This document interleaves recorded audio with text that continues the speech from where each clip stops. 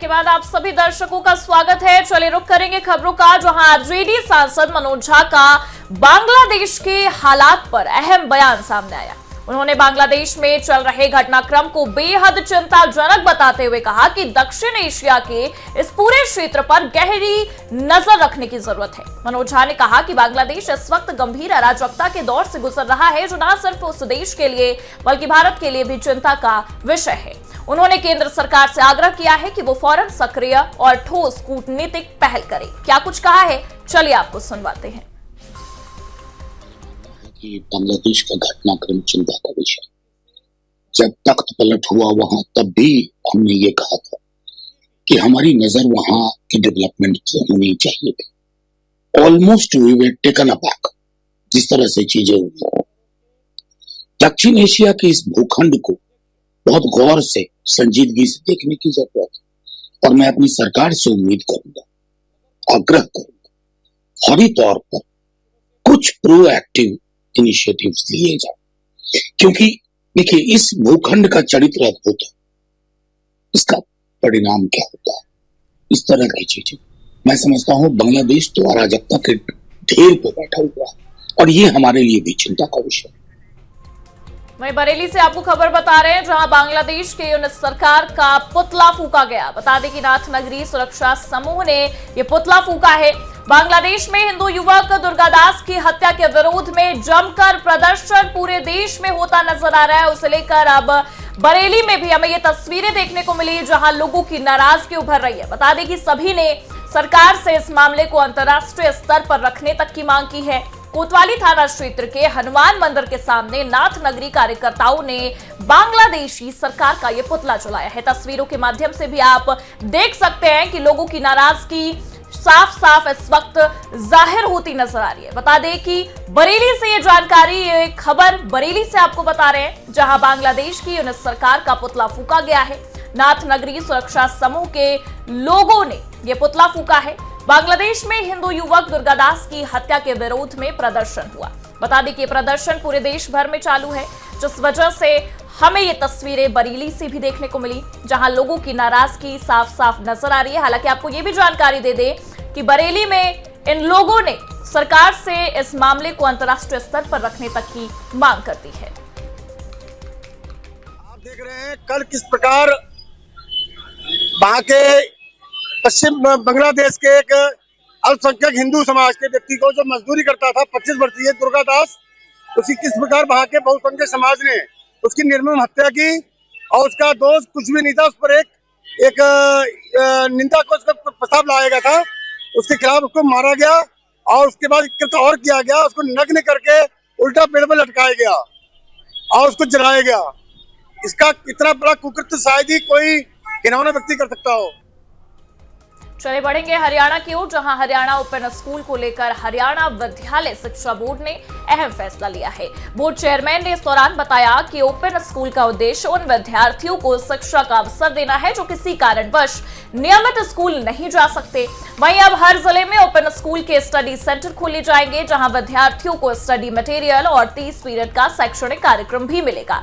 साथ ही Haryana open school के तहत अब साल में 2 बार मई और दिसंबर में परीक्षाएं भी आयोजित की जाएंगी।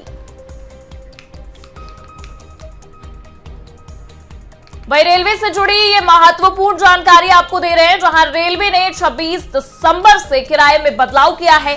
जनरल से लेकर एसी तक किराया जो है उसे बढ़ा दिया गया है। 2 पैसे प्रति किलोमीटर किराया बढ़ाया गया है। हालांकि आपको ये बता दें कि इससे पहले भी रेलवे ने किराए में बढ़ोतरी की थी और अब ये बड़ी जानकारी रेलवे से जुड़ी हुई आपको बता रहे हैं, जहां रेलवे ने 26 दिसंबर से किराए में बदलाव कर दिया है। जनरल से लेकर एसी तक के सभी यात्रियों का अब किराया बढ़ेगा। 2 पैसे प्रति किलोमीटर किराया बढ़ाया गया है। रेलवे की ये महत्वपूर्ण जानकारी हम आपको दे रहे हैं, जहां 2 पैसे प्रति किलोमीटर किराया बढ़ाया गया है। वहीं अगली खबर उत्तर प्रदेश के हरदोई से है, जहां उधार के पैसों के विवाद में एक युवक पर स्कॉर्पियो कार चढ़ा दी गई। वहीं इस घटना में 22 वर्षीय युवक गंभीर रूप से घायल हो गया, जिसे प्राथमिक उपचार के बाद लखनऊ रेफर किया गया। पूरी घटना का सीसीटीवी फुटेज भी सामने आया है, जिसमें मारपीट के बाद कार से युवक को कुचलते हुए देखा जा सकता है। फिलहाल पुलिस ने मामला दर्ज कर जांच शुरू कर दी है। और रजत गुप्ता और तुषार गुप्ता गाड़ी लेके आए और चढ़ा दिए। वहाँ पे मिठाई की दुकान पे दीवार टूट गई, मिठाई का पूरा काउंटर टूट गया है। मोटरसाइकिल भी दोबारा फिर इधर से उठा के लेके गए गैलरी में, इधर चढ़ा दिए तो देखे दोबारा लेके फिर गैलरी में हमने कहा फिर गाड़ी लेके आ रहे हैं।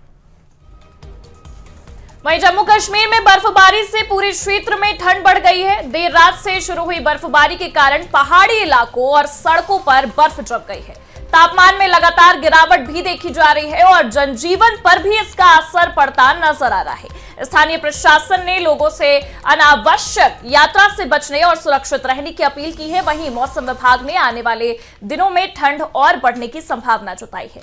आइए आपको बर्फबारी की 3 तस्वीरें दिखाते हैं, जिसमें पुंछ, सोनमर्ग और शोपिया, ये 3 तस्वीरें आप अपनी स्क्रीन पर देख सकते हैं। पुंछ में भी नजर आ रहा है कि बर्फबारी कितनी तेज होती नजर आ रही है। पूरा इलाका बर्फ की चादर से कह सकते हैं ढका हुआ नजर आ रहा है। सोनमर्ग में भी हमें वही तस्वीरें देखने को मिल रही हैं, जहां पर पूरे इलाके में बर्फ ही बर्फ नजर आता दिखाई दे रहा है। शोपिया में भी आप ये तस्वीरें देख सकते हैं, जहां पर बर्फ की जो कुछ तस्वीरें हमें नजर आ रही हैं। हालांकि ओस भी गिरती दिखाई दे रही है, जिसमें यह साफ नजर आ रहा है कि जम्मू कश्मीर में अब सर्दियां जोरों शोरों से बढ़ चुकी है। पूरे इलाके में बर्फबारी की स्थिति समझ में आती नजर आ रही है। तीनों तस्वीरें पुंछ, सोनमर्ग और शोपिया की है, जहां पर आप देख सकते हैं कि पूरा इलाका बर्फबारी से मग्न नजर आ रहा है।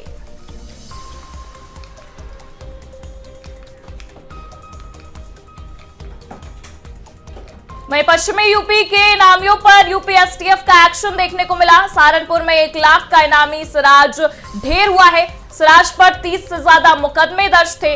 बता दें कि वही बुलंदशहर में 50,000 का इनामी आजाद उर्फ जुबैर की कहानी खत्म हो गई है। एसटीएफ ने एनकाउंटर में उसे मार गिराया।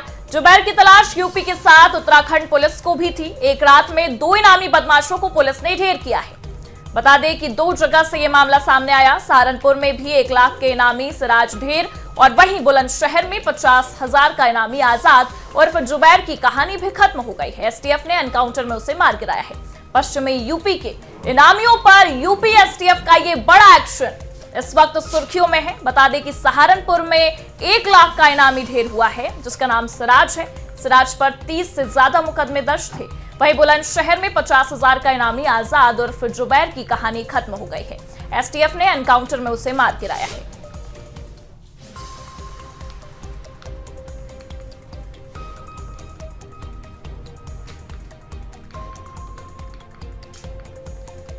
बता दें कि एक रात में 2 इनामी बदमाशों को पुलिस ने ढेर किया है। ये तस्वीरें हम आपको दिखा रहे हैं, जहां पर जुबैर की तलाश यूपी के साथ उत्तराखंड पुलिस भी कर रही थी और ये एक रात में 2 इनामी बदमाशों को पुलिस ने ढेर किया। चलिए इसी के साथ अब रुख करेंगे राजस्थान की ओर, जहां राजस्थान के कोटा शहर में चौंकाने वाला मामला सामने आया, जहां एक सिनेमा हॉल में सेंसर बोर्ड के नियमों को ताक पर रखकर 18 साल से कम उम्र के बच्चों को फिल्म धुरंधर दिखाई जाने का मामला उजागर हुआ है। 20 दिसंबर की शाम 6 बजकर के ये शो में स्क्रीन नंबर 4 पर यह शो चल रहा था।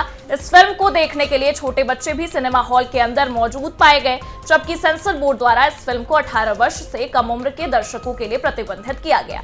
इस पूरे मामले का वीडियो भी बनाया गया, जिसमें साफ तौर पर बच्चे सिनेमा हॉल के अंदर दिखाई दे रहे थे। बता दें कि हैरानी की बात तो यह है कि फिल्म में लगातार गालियों का प्रयोग होने के बावजूद बच्चों के माता पिता उन्हें यह फिल्म दिखाने लेकर पहुंचे। गौरतलब है कि इससे पहले भोपाल में भी इसी तरह का मामला सामने आने पर संबंधित टॉकीज को बंद कर दिया गया था। उसके बाद एक बार फिर से ऐसा ही मामला उजागर होता नजर आया। और इसी के साथ फिलहाल के लिए इस बुलेटिन में इतना ही। देश और दुनिया की तमाम बड़ी खबरों के लिए आप देखते रहिए आज की खबर।